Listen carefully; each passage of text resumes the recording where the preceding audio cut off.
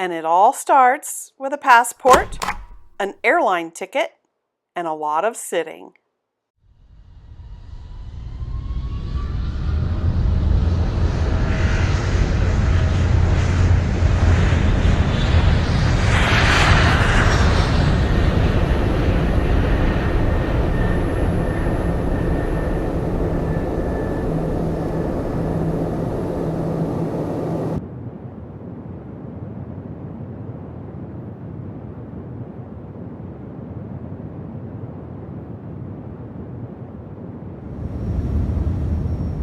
After traveling at an average speed of 550 miles per hour for 20 hours of actual flight time, that's not counting time for going through security checkpoints and waiting for the next flight, you have flown from Washington, D.C. in the United States to Amsterdam in the Netherlands to Johannesburg, South Africa to Gaborone, Botswana, and you've traveled about 9,600 miles. And if it's 8 o'clock at night in Botswana, it's only 2 o'clock in the afternoon in Washington. And because you've flown across several time zones, your body will need several days to adjust because traveling across time zones disrupts your internal body clock. You might have a headache, confusion, irritability, increased sleepiness, or an inability to sleep for a couple of days until your body adjusts. This is called jet lag.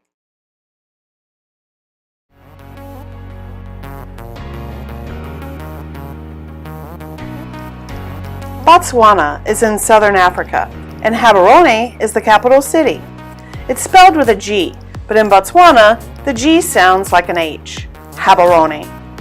The flag has bold stripes of blue, black, and white, and it takes its symbolism from the Botswana coat of arms.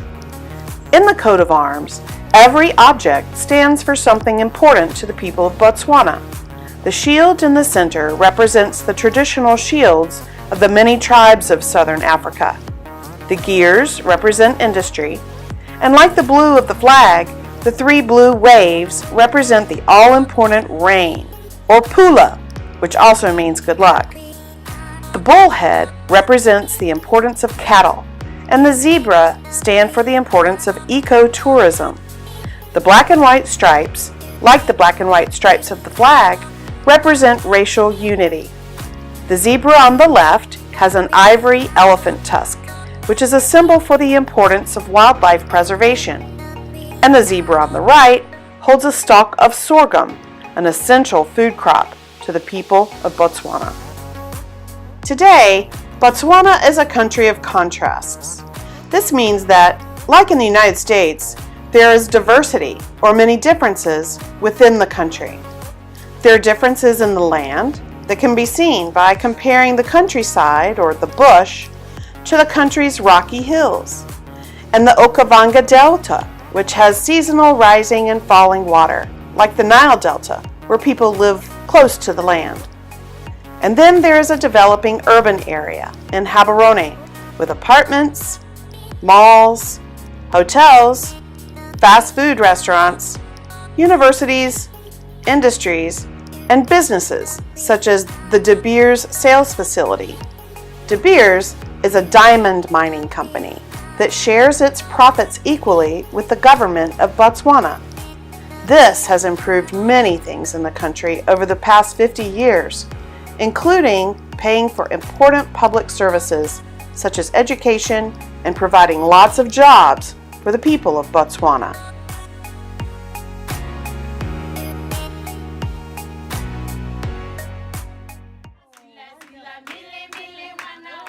There is also diversity in the types of homes people live in. There are upscale homes, middle-class homes, lower-cost homes, and traditional homes. There's also variety in the types of transportation people use. A few drive expensive cars. Many drive less expensive cars. Many more take taxi vans. Lots of people walk. A few people might use a donkey cart. And some even use a type of canoe called a mokoro to get to where they need to go. And again, like in the United States, some people live and work in the city. Some live and work outside of the city. Some of them are side by side with sheep and goats. And some live and work in the country, where many people live without electricity or running water.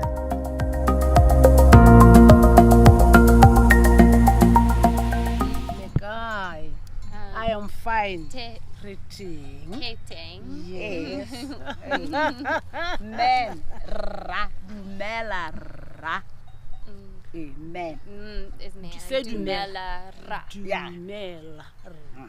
Dumela ra. There's also diversity in the language of Botswana. Some people speak English, and some speak traditional tribal languages. One of these traditional languages is called Setswana, and many people speak an interchangeable combination of English and Setswana. This traditional Setswana language is spoken in many homes in Botswana, and it's used in the classroom in 1st through 4th grade, while English is taught as a separate subject. At 5th grade, it reverses. English is used as the classroom language, and Setswana is taught as a subject in their cultural studies classes. Other traditional languages in Botswana use cool click sounds in their words. Can I greet you? Like this. Come. Here it is again. Can I greet you? Come.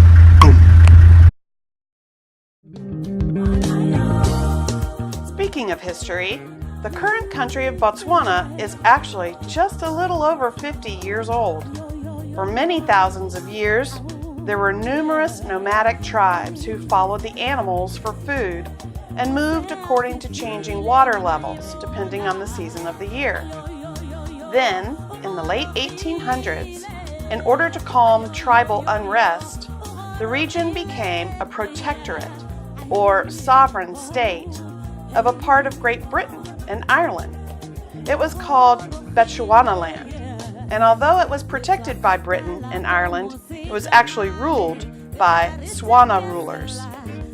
King Khama III, or Khama the Good, was the most powerful Tswana ruler, and his tribe provided leadership for the country for many years.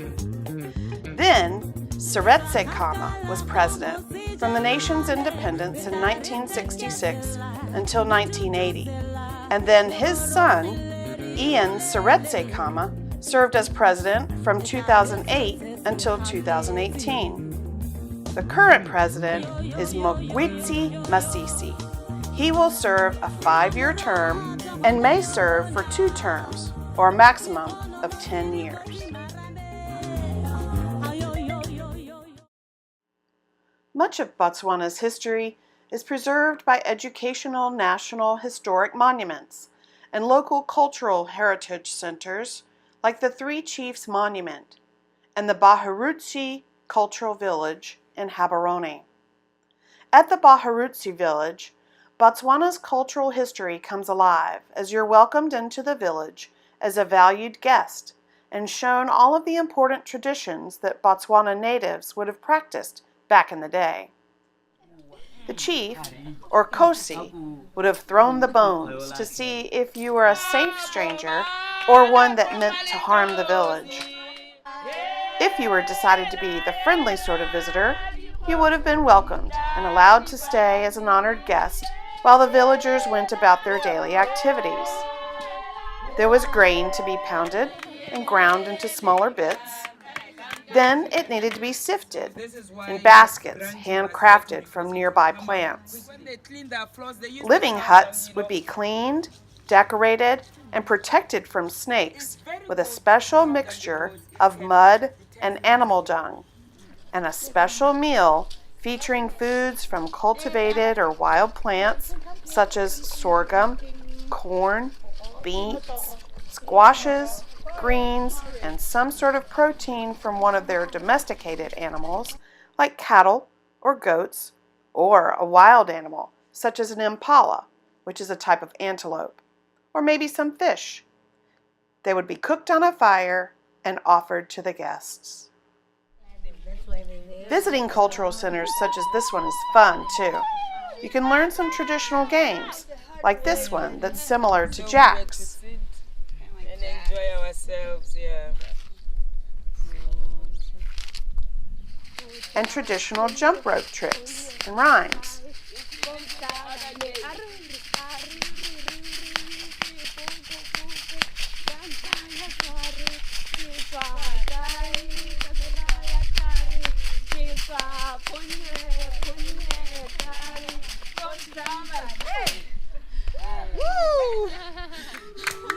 But the real highlight of the cultural center visit is the dancing. And although these dancers are performing a very old, traditional dance, you can see that they are extremely talented. In fact, this particular group is part of a group of professional dancers who travel worldwide to showcase their skills. They're part of a larger troupe called I Love Botswana. They tour locally and globally to create awareness about Botswana, sharing the country's world-acclaimed and admired story. The group has an ultimate goal of featuring in a Broadway theater and performing on the Broadway stages of Hong Kong, Sydney, New York, and London. Eventually, the goal is to give a Broadway stage another home in Botswana. Currently, they're busy planning their return to New York's Battery Dance Festival, which was established in 1982 and is New York City's longest-running free public dance festival.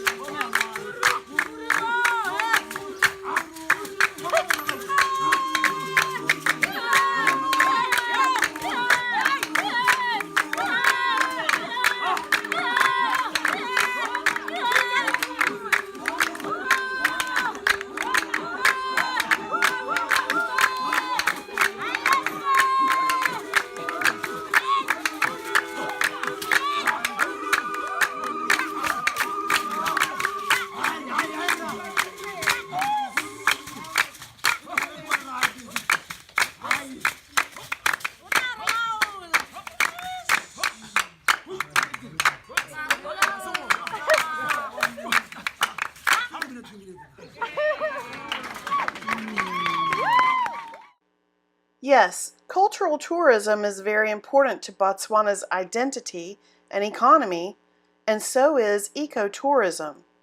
In fact, ecotourism is so important that children are taught nature conservation in school from the earliest grades on up, as you can see from these classroom posters.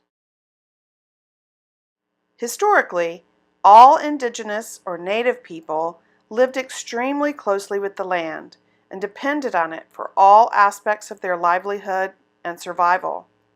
In Botswana, this is still true today, as many jobs are provided by ecotourism, and protecting the amazing natural heritage of the country for future generations is extremely important. Conserving the country's natural resources, such as the plants like the baobab tree, the phoenix palm, and the water lily, is vital to the health of the whole ecosystem, since without healthy plants, neither animals nor humans can live. So then, protecting the plants, animals, soil, water, and air also keeps a healthy ecosystem for the well-being of the whole Earth. Because we share our planet Earth home, we all share in the responsibility of caring for it. So when you come to visit Botswana as a cultural and eco-tourist, you're going to want to find a way to visit as many gamelands and preserves as you possibly can, because they are each very special. Did you know that Botswana has the highest population of wild elephants in the world? And on a safari, you might just be able to see one or more of Africa's big five. or the most unpredictable and dangerous animals in the world. The big five include the lion,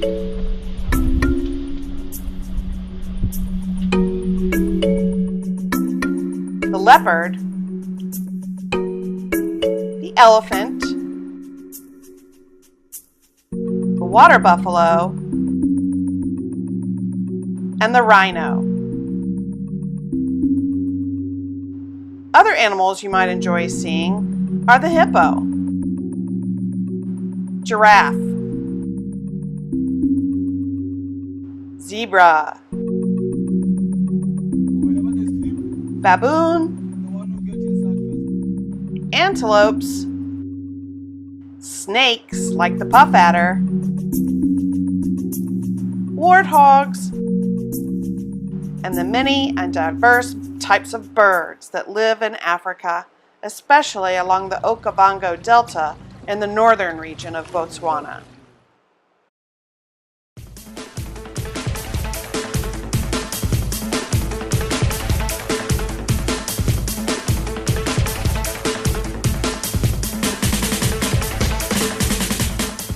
And for the adventurers in the house, there are lots of super fun ways to see these incredible animals too.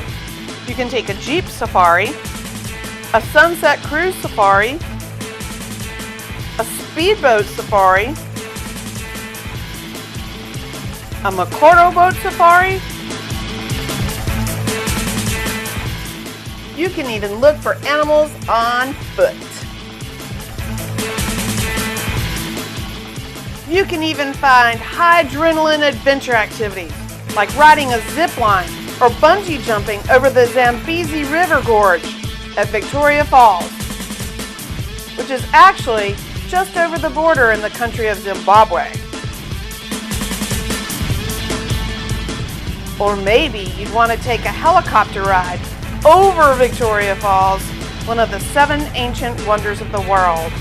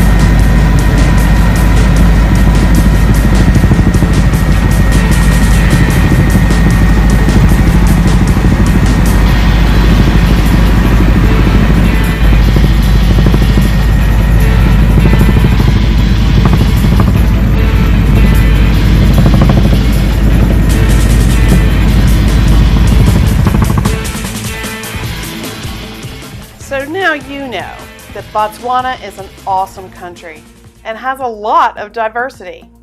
And just maybe you might want to learn more about Botswana and more about the amazing things Botswana has to offer. Well, there's a ton of information and plenty of fun facts and photos online. Or maybe you'll want to save up some money, get an airline ticket and a passport, and go see it for yourself.